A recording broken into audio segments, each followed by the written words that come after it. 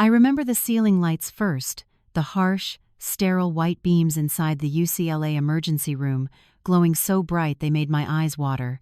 The paramedic kept asking me to stay awake, but all I could feel was the stabbing burn every time I inhaled. 3 ribs, 3 cracks, 3 reminders of the moment my entire life split open. Richard stood at the foot of my bed, arms crossed like a man inconvenienced by traffic, not a husband watching his wife struggle to breathe. His suit still smelled like Lindsay's perfume. Sweet, cheap, a scent that didn't belong in my marriage. When the doctor asked quietly, "Ma'am, was this an accident or did someone hurt you?" Richard stepped forward before I could speak. "She slipped," he said. "She's clumsy. Always has been." He didn't even look at me when he said it. But the paramedic glanced at me with knowing eyes. He'd heard Richard's whisper in the ambulance. The threat meant only for me. "If you tell them I hit you, I'll ruin your entire life." In that moment, the fear felt colder than the metal rails of the hospital bed. My hands were shaking so badly, the nurse had to unlock my phone for me. I called my father in Dallas. It was past midnight there. He picked up on the second ring, voice groggy but alert the moment he heard my breathing. "Dad." "He broke my ribs," I whispered. There was a pause, 6 seconds of heavy, suffocating silence. The kind of silence that comes before a storm. Then his voice dropped, steady and terrifying in its calm. "Maggie, men like him don't walk away clean, not this time." My father wasn't a man of threats. He was a retired Navy veteran who never raised his voice unless he meant every word. But I didn't know then that he had already started something much bigger than Richard. Something that would crack open every lie, every secret, every carefully polished surface of the life I thought was real. And I had no idea how far my father was willing to go to protect me. I used to believe that our marriage had a kind of quiet elegance to it, the sort you only appreciate when life is calm and steady. 10 years ago, Richard wasn't the man who stood in that hospital room. Back then, he'd take my hand during sunset drives along the Pacific Coast Highway, pointing out sailboats and telling me how someday we'd take a long trip up to Monterey. He used to warm my coffee mug in the microwave before I woke up, just so my mornings started gently. It sounds small, but those little things root themselves deep inside you. Our home in Westwood felt like sanctuary. A 2-story gray-roofed house, oak tree in the backyard, wind chimes by the kitchen window, nothing fancy, just warm. On Friday nights, he'd bring home a bottle of Cabernet and cook pasta while I curled up on the couch with my Kindle. He said he loved watching me read because I looked peaceful. I believed him. I believed everything. He used to leave notes on my desk, scribbled with that heavy Mont Blanc pen he loved. "Have a good day, Em," or "Dinner on me tonight." Sometimes he'd slide his arm around my waist, kiss the back of my neck, and whisper, "I'm the luckiest man alive." I clung to moments like that, the softness of his voice, the steadiness of his touch, the illusion of safety.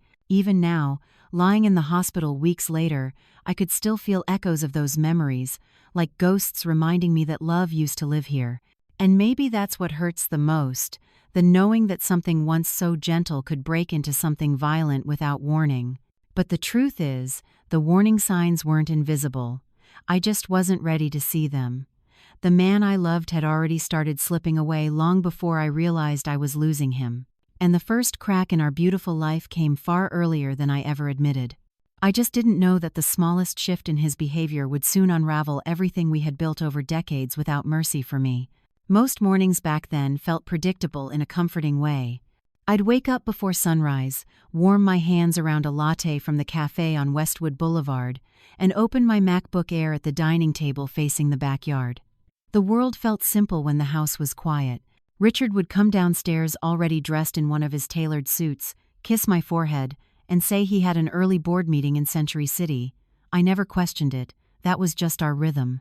I managed the administrative side of a small architecture firm, so my days were filled with emails, schedules, and answering calls. Nothing dramatic, nothing that warned me my life was about to tilt sideways. Richard, however, started drifting further into his world of business dinners and urgent networking events. At first, I assumed he was advancing in his career, climbing the kind of ladder that demanded nights out and endless phone calls. I even felt proud of him. But subtle changes crept in. He started keeping his phone face down, something he never used to do. He'd rush to silence notifications, sliding the device into his pocket like he was afraid I might glance at the screen. I told myself not to overthink it. Everyone needs privacy. Everyone has stressful days. Still, the unease lingered, quiet but persistent. His excuses grew more polished. He'd say, traffic on Wilshire was insane, even when I'd checked the route earlier and knew it wasn't. Or, I fell asleep at the office, though his shirt sometimes smelled faintly of a perfume I didn't recognize. Not strong, not obvious, just enough to stir doubt I wasn't ready to acknowledge. Despite all that, he still brought home gifts now and then: flowers, a box of chocolates, a leather-bound planner. Those gestures made me feel guilty for even questioning him. They made me doubt myself more than him. Looking back now, the signs weren't subtle at all. They were breadcrumbs leading toward the truth I kept refusing to see. Because in my mind, marriages like ours didn't fall apart quietly. They cracked loudly, dramatically. But the reality was far crueler. Mine was already splintering in silence. For weeks I ignored the tension curling beneath our routines, but the first undeniable shift came on a Tuesday night when Richard left his iPad on the kitchen counter. A preview message flashed across the screen, a name I didn't recognize, Lindsay P. Then 3 words that punched the air from my lungs: miss you already. I froze, gripping the marble edge of the island just to steady myself. My mind scrambled for logic. Maybe it was a coworker, a harmless inside joke, anything but what it sounded like. When Richard came home, he snatched the iPad so fast it nearly slipped from his hand. He forced a smile, casual but tight around the eyes, and said he'd been reviewing client pitches. His voice was smooth, rehearsed, the kind people use when they're hiding something. I didn't argue. I just nodded, though my stomach pressed against my ribs like it knew the truth long before my mind would accept it. Over the next few days, small irregularities multiplied. His shirts carried faint traces of a floral scent I didn't wear. He stepped outside to take calls that used to be on speaker. His explanations dripped with patience that felt manufactured. One night, while loading the dishwasher, he said he needed to work late again. But the moment the door closed, my heart dropped. I sensed I had just witnessed the early outline of a betrayal waiting to be confirmed, and deep down, I knew the next sign would be impossible to explain away. I decided to test him gently, asking whether everything at work was all right. His reaction came so sharp it startled me. He snapped that I was being hyper-aware, a word he rarely used, one that felt borrowed from someone else. That moment tightened something inside me, a thread pulled too far toward breaking. Still, I held my tongue, pretending ignorance because naming the fear would make it real. I kept replaying that message in my mind, its softness more devastating than anything cruel. And as the days stretched thin, I realized I was no longer searching for reassurance. The night everything shifted from suspicion to pain happened on a chilly Thursday in downtown Los Angeles. I had driven to Richard's office to drop off a folder he'd supposedly forgotten, something he urgently needed for a meeting. I remember standing in the polished marble lobby of the Century City Tower, holding that folder against my chest, feeling foolishly proud to be a supportive wife. The elevator doors opened, just as I stepped forward, and that's when I saw them. Richard and Lindsay walked out together, not side by side together. Her hand rested on his forearm in a way no assistant touches her boss. She whispered something, and he laughed softly, the kind of laugh he hadn't shared with me in months. When they noticed me, Lindsay didn't drop her hand right away. Her fingers lingered, like she wanted me to see. And I did. I saw everything. Richard's face twitched with irritation, not guilt. "Maggie, what are you doing here?" he asked, as if I had trespassed into a space that no longer belonged to me. I held out the folder with trembling fingers, suddenly aware of how small I must have looked, standing between the two of them under those bright office lights. "I brought what you needed," I said quietly. "Oh," he replied flatly, taking it without gratitude. Then, without explanation, he stepped away from Lindsay, just a fraction like a man rearranging a mask slipping off too soon. Lindsay offered me a polite smile, one dripping with a sweetness that tasted like mockery. As they left, side by side again, I felt something sink deep into my ribs, not physical pain, but that slow, crushing realization that respect had already died in our marriage long before love even had the chance to bleed out. At home that night, Richard acted as if nothing had happened. He ate dinner, scrolled his phone, mentioned nothing about Lindsay. And that silence cut deeper than any confession because it told me I wasn't worth the truth anymore. I sat alone on the edge of our bed, understanding finally that I wasn't just imagining things. The betrayal had already begun its slow, merciless crawl toward me, and it was far from finished. The proof I had been avoiding arrived on a quiet Saturday morning when I pulled Richard's coat from the closet to drop it at the dry cleaners. An envelope slipped from the inner pocket and fluttered to the floor. I ignored it, thinking it was a receipt for parking or lunch, but curiosity pushed me to pick it up. When I saw the Tiffany logo, my hands went cold. I opened it carefully, half expecting to find a note explaining everything, but instead there was a sleek receipt printed with Richard's signature. A necklace 18-inch platinum chain, $12,000. My birthday had already passed months earlier, and he had given me nothing more than flowers from a grocery store. Staring at the price, I felt something hollow open inside me, truth whispering that this wasn't meant for me alone. I sat at the kitchen table staring at that receipt as if it were a confession written in ink. My heartbeat echoed in my ears, reminding me that denial had finally run out. All the late nights, the secretive calls, the faint perfume on his shirts, they lined up in my mind like a timeline. I realized I had been living beside a stranger who was building a life without me. For a moment I considered confronting him right then, but fear kept me still. Not fear of Richard's temper yet, just fear of the truth becoming undeniable. I folded the receipt, tucked it into a drawer, and tried to continue my day as though my world hadn't shifted. But everything felt different. The sunlight through the window seemed sharper, exposing detail I had ignored. I knew something irreversible had started unraveling. Sitting alone in the kitchen, I understood this wasn't just a mistake or misunderstanding. This was deliberate, calculated. A gift that cost plenty, purchased for a woman who had replaced me in his schedule and his priorities. The realization stung more than the betrayal itself. He hadn't just drifted away, he had invested in someone else. And whether I admitted it or not, everything was about to change for me. The moment that finally stripped away every illusion came at a corporate networking mixer Richard insisted I attend. It was held at a rooftop lounge in Beverly Hills, glass railings, warm string lights, and a view of the skyline that made everything look too perfect. I felt out of place the second we arrived. Richard walked a few steps ahead of me, introducing himself to people as if he'd come alone. I followed quietly, pretending it didn't sting. Then Lindsay appeared. She wore a soft peach dress that glittered under the lights, and when her eyes met mine, she smiled like we were old friends. She walked straight toward me, ignoring the tension thick enough to choke on. "Mrs. Holloway," she said in a tone drenched in polite venom, "you remind me so much of my mom." She rested her hand on my arm, gentle but intrusive, as if she owned the right to touch me. The words hit harder than a slap. Mom. A word designed to age me, dismiss me, reduce me to someone irrelevant. Richard didn't say a thing. He didn't tell her to stop. He didn't step between us.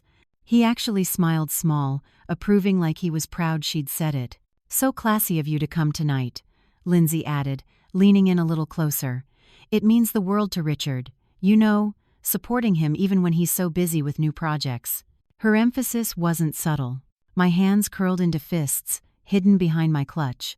I felt heat rise to my cheeks, not embarrassment, but the kind of fury that simmers under years of being overlooked. Richard finally walked over. Not to defend me. Not to stop her. But to place his hand lightly on the small of her back as if guiding her somewhere. Somewhere she clearly already belonged. He didn't even look at me when he said, "We'll just be a minute," before leading her away. I stood there, surrounded by music and laughter, realizing for the first time that he saw me as a piece of old furniture still standing in the house but long replaced. And while everyone else sipped cocktails above the city lights, something inside me quietly broke, and something else began to burn.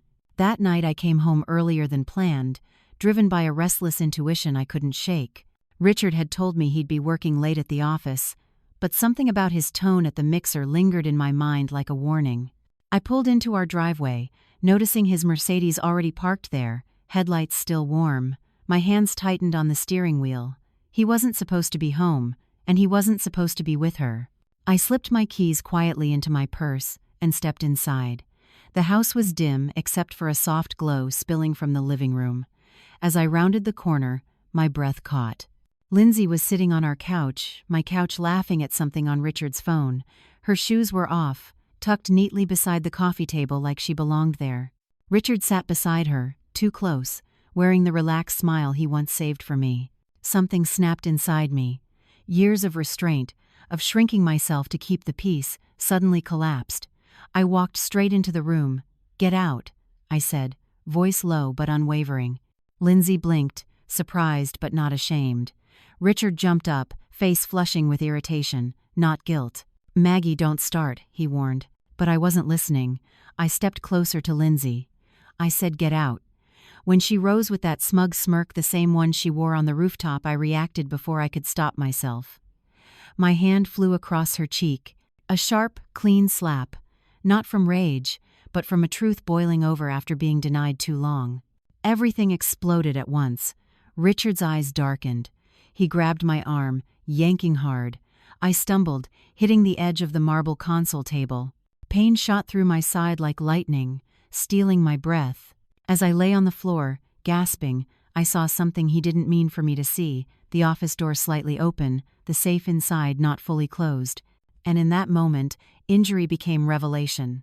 I realized the truth I had avoided for months was waiting there, exposed in metal and paper, ready to destroy his careful lies completely. When I hit the floor, the world shrank into a tight ring of pain around my ribs, but my eyes stayed locked on the office door, standing slightly ajar.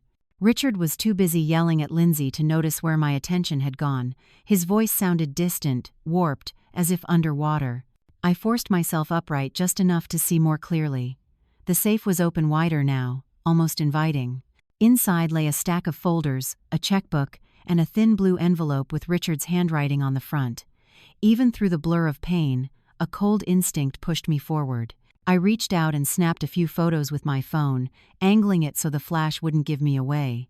The documents were unmistakable: property transfers, bank authorizations, and worst of all, a notarized draft naming Lindsay as the primary beneficiary of our home and Richard's investment accounts. He planned to replace me completely. Not just emotionally, not just physically, legally, financially, permanently. The betrayal felt surgical, calculated long before I ever suspected a thing. I took more pictures, my hands shaking so violently I could barely keep the phone steady, but I didn't stop. Richard finally noticed me moving and spun around, his face twisted with fury.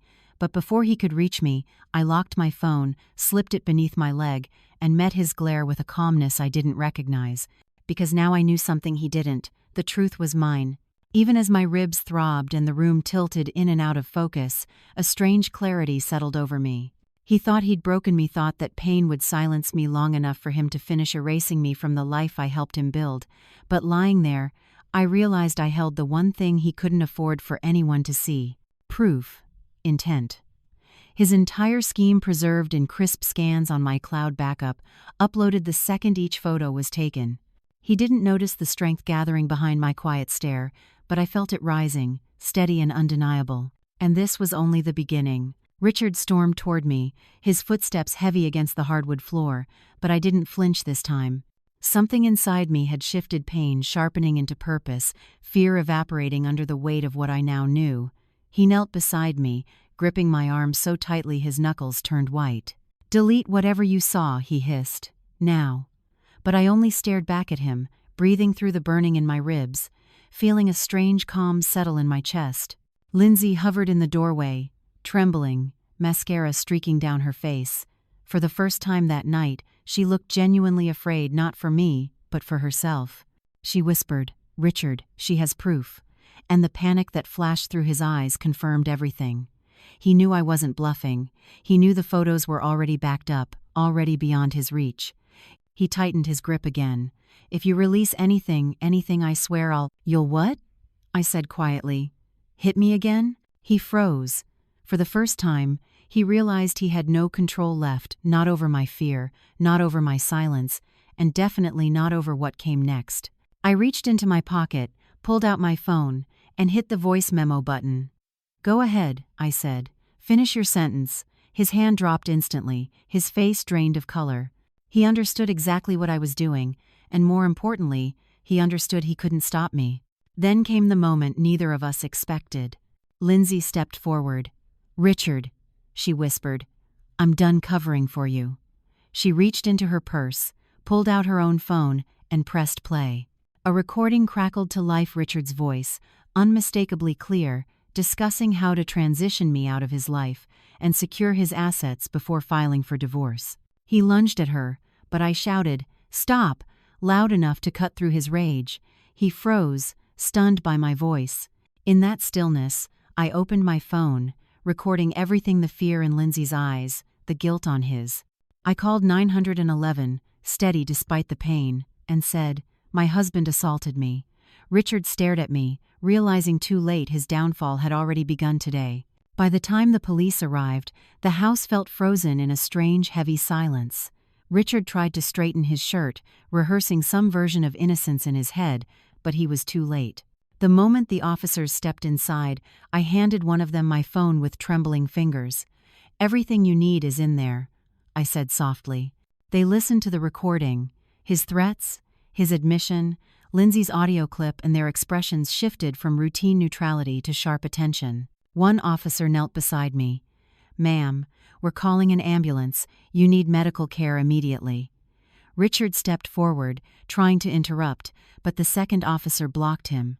"Sir, I'm going to need you to stay right there." For the first time in years, I watched him lose control not of me, but of the narrative he always depended on. His face twisted, shocked that anyone dared to question him, but the officers weren't impressed by his corporate charm or expensive watch. They were listening to evidence, not excuses. At the hospital, my friend Talia arrived, hair pulled back, legal pad in hand, eyes blazing with purpose.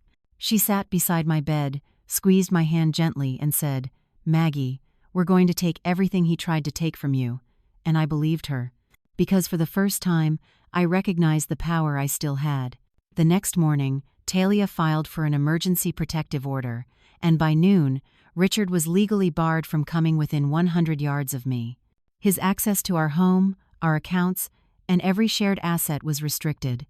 The burden he'd tried to place on me was now shifting fully onto his shoulders. When he finally called 3 missed calls, then a voicemail, his voice didn't sound angry. It sounded terrified. "Maggie, please, let's talk. Don't do this." The irony almost made me laugh. He had already done this. I was just documenting the truth he created. Lying there, ribs aching but spirit unbroken, I understood something deeply satisfying.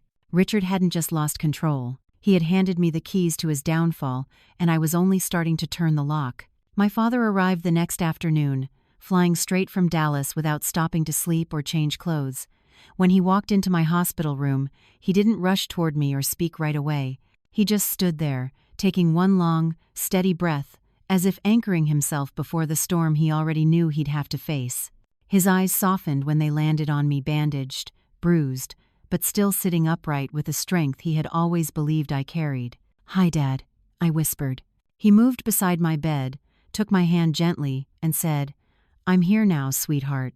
But beneath his calm voice was a current of steel. He had spent his whole life avoiding unnecessary fights, but hurting his daughter was the one line no man could cross and still walk away untouched. Later that evening, a nurse told us Richard was pacing the hallway, demanding to come in. My father stepped outside before I could protest. I heard nothing through the closed door, no shouting, no commotion, just silence so heavy it pressed against my chest. When the door finally opened, Richard stood frozen, eyes lowered, face drained of defiance. My father remained perfectly still, gaze pinned on him with a coldness I had never seen. "You will never touch my daughter again," my father said, voice low enough that even the air felt afraid to move. Richard tried to respond, but the words caught in his throat. He looked smaller, somehow stripped of arrogance, stripped of control. A security guard escorted him out, and I watched through the window as my father returned to me with that same quiet, terrifying composure. He didn't brag about what he'd said. He didn't need to. The truth hung in the air like a vow. When he sat beside me again, he took my hand and whispered, "You don't have to be afraid anymore."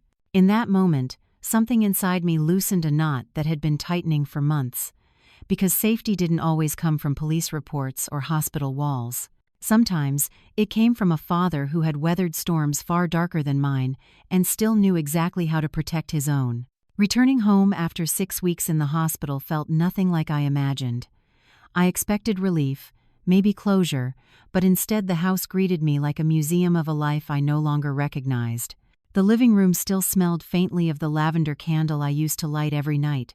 My favorite throw blanket was draped over the couch exactly how I'd left it. Even the half-finished Starbucks latte from the morning of the incident still sat on the kitchen counter, the cup warped from time but untouched, like the world had simply paused the moment my ribs broke. Walking through each room, I felt memories brushing against me, soft but heavy. I paused in the bedroom doorway, staring at the indentation on Richard's side of the bed. It struck me then how much space he had taken up in my life, and how little he had given back in the end. My father followed me silently, letting me take it all in without rushing me, without telling me to be strong. He understood that sometimes healing meant standing in the ruins long enough to understand what fell apart. Then I reached the office. The door creaked open, revealing the same safe in the corner, now empty, the documents long taken by the police as evidence. The room felt hollow, stripped of every lie Richard once tried to hide. That emptiness didn't hurt. It actually felt honest. For the first time in months, the space belonged to me again. I spent the afternoon packing Richard's remaining things into Amazon boxes, ties he'd never wear again, cufflinks I never bought him, aftershave he used before meeting her. My father taped each box closed without comment. We stacked them neatly by the door, not out of anger but out of closure. Just as I finished sealing the last box, my phone chimed with a message from an unknown number. I almost ignored it, assuming it was another automated update from the court. But something made me open it. The message read, "I need to talk to you. I know things about Richard you haven't seen yet." I stared at the screen, pulse quickening. Someone else knew the truth, and they had been waiting for this moment. Before I could respond to the message, another notification appeared, this time, a voicemail transcription from the same unknown number. The words made my stomach tighten. "I worked for your husband. I can prove what he did." I sat on the edge of the couch, the room spinning just slightly, because I knew this wasn't a prank or some opportunist looking for attention. People don't reach out like that unless something inside them finally breaks. I called the number. A young man answered, voice shaky, like he'd rehearsed this moment 100 times. His name was Evan, a junior analyst from Richard's firm. "I've been carrying guilt for months," he said. "He used all of us. But what he did to you, I can't stay quiet anymore." My father watched me carefully as I put Evan on speaker. Evan explained how Richard manipulated company funds to cover weekends with Lindsay, how he forced staff to lie about his whereabouts, and how he bragged that he'd soon cut financial dead weight, meaning me. But then came the part that chilled me. Richard had tried to pressure Evan into deleting email trails that tied him to a fraudulent investment scheme. Evan refused, and Richard threatened to ruin his career. "I saved everything," Evan said. "Screenshots, emails, time logs, and I'll testify if you need me." I closed my eyes, letting his words settle. This wasn't just infidelity anymore. It was a pattern of deceit, so deep it trapped everyone around him. My father leaned forward, voice calm but edged with steel. "Son, you did the right thing calling us." Evan exhaled shakily. "He always said no one would dare expose him. But after what he did to you, I won't be afraid of him anymore." When the call ended, I looked around the house one more time. For the first time, I realized the truth wasn't just coming out. It was gathering force. And in that moment, I understood that everything Richard had built on lies was collapsing, not slowly or quietly, but with the unstoppable momentum of justice he never expected. News travels fast in corporate circles, but nothing travels faster than a scandal with teeth. Within 48 hours of Evan submitting his evidence, Richard's carefully crafted image began to crumble in ways even I hadn't imagined. It started with a quiet email from the compliance department asking him to come in for a routine review. Then his access badge stopped working. By noon, his nameplate had been removed from his office door, leaving behind 2 small screw holes like punctuation marks at the end of a sentence he never expected to finish. But the real blow came when Lindsay met with HR privately and turned over her own messages, screenshots Richard thought she had deleted. In those texts, he promised her promotions he had no authority to give, wired her money from the company card, and bragged that I was too weak to fight back. She painted herself as manipulated, pressured, and ultimately afraid. And the truth was, despite everything, part of me believed her. By Wednesday, the board suspended Richard indefinitely. By Friday, the partners voted to cut all ties. Lawsuits followed: swift and merciless fraud, misconduct, misappropriation. And with each new filing, his world shrank tighter. He tried calling me again, 6 voicemails in a single hour, but I didn't answer. His words didn't matter now. The consequences he spent years outrunning had finally caught him, and I wasn't the one delivering them. Life was, justice was, his own choices were. As I watched the pieces fall, a strange sensation settled over me, not triumph, not revenge, but a steady, quiet certainty that the world had finally aligned itself correctly again. For the first time in a long time, I felt the weight on my chest begin to lift, leaving space for something new to breathe. Still, even as justice unfolded, I understood this wasn't the end but the turning point. The collapse of Richard's life wasn't my victory, it was the clearing of ground he had poisoned. And standing in that space, I felt the first quiet promise of freedom, a whisper that my story was no longer tied to his ruins now. Richard's downfall didn't happen in a dramatic explosion, it unfolded in humiliating layers, each one stripping away another piece of the man he pretended to be. After the board removed him, his so-called friends began distancing themselves with impressive speed. Men who once bragged about golfing with him at private courses suddenly forgot his name. Partners he used to wine and dine on company tabs stopped replying to his messages altogether. It was like watching a social circle evaporate in real time. Then came the lawsuit from the investment firm he'd collaborated with. They accused him of misrepresenting financial data, and the evidence Evan provided fit perfectly into the timeline. Lawyers circled him like vultures, each demanding documents, statements, answers he couldn't fabricate anymore. The confident, polished man who once gave speeches about integrity and leadership now struggled to speak without stumbling. But the cruelest blow was Lindsay's final betrayal. After painting herself as a manipulated victim, she completely severed ties with him. She blocked his number, deleted every photo they ever took, and submitted a full written statement to investigators. Richard had ruined my body, my trust, my home, but she was the one who ruined him professionally. I should have felt vindicated, but the truth was simpler. He got exactly what he gave. His apartment in North Hollywood, the only place he could afford after the asset freeze, had peeling paint, dim lighting, and no air conditioning. When a mutual acquaintance told me he'd cried during the move, sitting on a mattress on the floor, I didn't smile. I didn't gloat. I just felt the universe balancing itself. The man who once stood above everyone now had no one left to stand beside him. His name was whispered like a warning, not a compliment. And for the first time in decades, he was forced to face his life without an audience to admire him or a woman to clean up his messes. Watching his empire collapse wasn't the victory. Realizing I no longer cared, that was the true freedom. And in that quiet realization, I finally understood what real liberation truly felt like. Freedom didn't arrive in a triumphant burst. It arrived quietly, the way sunrise slowly paints a dark room gold. After months of chaos, I woke one morning with a strange sensation in my chest. Not fear, not grief, but space. Real, open space. The kind a person feels only after finally setting down a weight they carried far too long. I sat on the back porch, wrapped in a soft blanket, listening to the soft hum of Los Angeles traffic drifting from a distance, realizing my body was no longer bracing for the next blow. For the first time in years, I felt safe enough to simply breathe. I spent my mornings moving slowly, intentionally, letting myself exist without performing strength for anyone. My ribs still ached, but the pain felt different now, less like a wound and more like a reminder of everything I'd survived. I made coffee, opened my Kindle, and reread passages from Women Who Run with the Wolves, letting the words wrap around me like armor rebuilt from the inside out. Healing wasn't loud or dramatic. It was a quiet unlearning of every lie someone once taught me to believe about myself. One afternoon, as sunlight spilled across the floor, I found myself crying without warning. Not from sadness, but relief. Relief that I had escaped.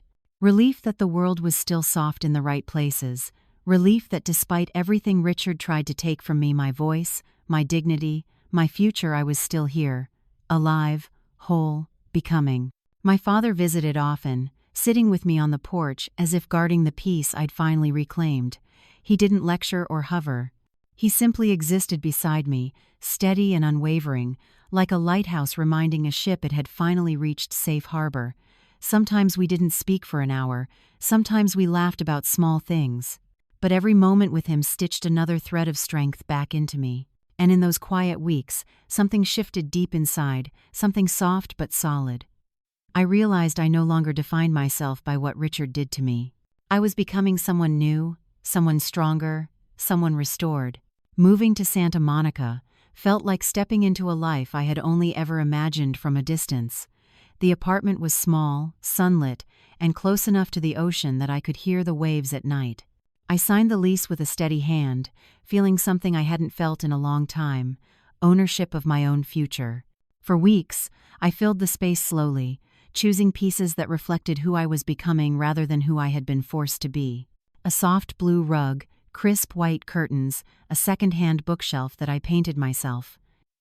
Nothing expensive, nothing meant to impress, just things that felt peaceful. Each morning I walked to a little cafe on Montana Avenue, ordering a simple latte and watching people pass by with dogs, surfboards, and easy smiles. For years, I had lived in a world built around Richard's ambitions, but here my life moved at a pace that matched my heart. I began working remotely again, answering emails from the small wooden desk that overlooked a tiny balcony overflowing with succulents my father helped me pot. Healing took on a new rhythm. I joined a weekly support group at a community center, women of all ages sharing stories that echoed pieces of my own. I wasn't alone. I wasn't broken. I wasn't defined by the worst night of my life. Every session stitched resilience deeper into my skin, teaching me how to stand without bracing for collapse. One evening, after a long walk along the beach, I stood at the shoreline letting the tide rush over my feet. The sky turned shades of orange and violet, and I felt my breath steady. The future no longer frightened me. It felt open, wide, and possible again. I realized I had created a new home, not out of desperation or fear, but out of deliberate hope. And for the first time, I understood that starting over wasn't the ending of something. It was the quiet, beautiful beginning of everything I still deserved. And with every breath, I felt my strength returning more fully each day. I met Daniel on a quiet Tuesday afternoon, the kind of day when the world felt soft and unhurried. I had stopped by a small plant shop on Montana Avenue to find something for my balcony, something green, alive, and resilient. As I stood debating between two succulents, a gentle voice beside me said, "If you're new to keeping plants alive, go with the jade. It forgives you." I turned and saw a man about my age, maybe a few years older, holding a tiny cactus and smiling like someone who had learned to move through life without rushing it. He introduced himself Daniel, a retired photojournalist who now spent his days taking pictures of waves and local street scenes. His eyes carried a softness I hadn't seen in a long time, the kind that comes from surviving life rather than conquering it. We ended up talking for nearly an hour between rows of ferns and potted herbs. Nothing flirtatious, nothing heavy, just two people exchanging pieces of themselves without expectation. When I reached the counter with my jade plant, Daniel stepped forward to add a small lavender pot to the purchase. "A gift," he said simply, "for your new beginning." I wanted to refuse, but something about the kindness felt healing rather than intrusive, so I accepted with a quiet thank you. Over the next few weeks, our paths kept crossing at the cafe where I read every morning, at the beach during my evening walks, once even at the farmer's market, where he helped me choose ripe peaches.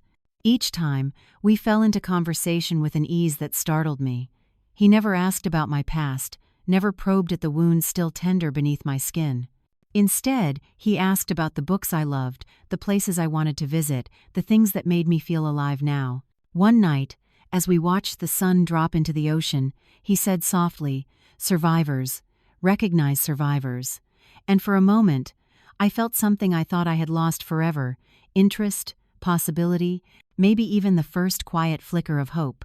Not dependence, not escape, just the gentle opening of a heart learning how to trust again. Standing on the Santa Monica shoreline one final time, I realized my story had carried me farther than I ever expected. The waves rolled in steady rhythm, brushing against my feet like a reminder that life keeps moving no matter who tries to break you. I thought about the woman I used to be, the one who whispered, tolerated, and endured. And then I thought about the woman I had become. Strong, quiet, uncompromising in my own worth. Not rebuilt, but reborn.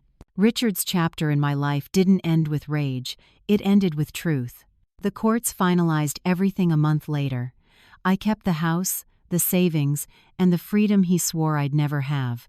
He walked away with the consequences he shaped with his own hands, carrying them like stones he could never put down. Sometimes karma doesn't roar. Sometimes it simply arrives, sits beside you, and watches everything fall where it should. And watching that balance return to my life felt more satisfying than any revenge I could have created. My father stood beside me through every hearing, every document, every long night when the past tried to echo too loudly. His presence reminded me that strength doesn't always come from confrontation. Sometimes it comes from a quiet, unwavering love. Daniel brought a different kind of peace, a gentle reminder that healing doesn't erase what happened, but it can redefine what comes next. With him, I learned that trust could return slowly, like a tide moving back to shore. As the sun dipped below the horizon, painting the sky in gold and deep rose, I closed my eyes and whispered a promise to myself. I would never shrink again. I would never let fear speak louder than my own voice. And I would never apologize for surviving. If you're still here with me now, listening to the end of this story, thank you, truly. If my journey touched you, helped you, or made you feel less alone, please like, share, and subscribe, because I'm still here, and I still have so many stories to tell, waiting to be shared tomorrow.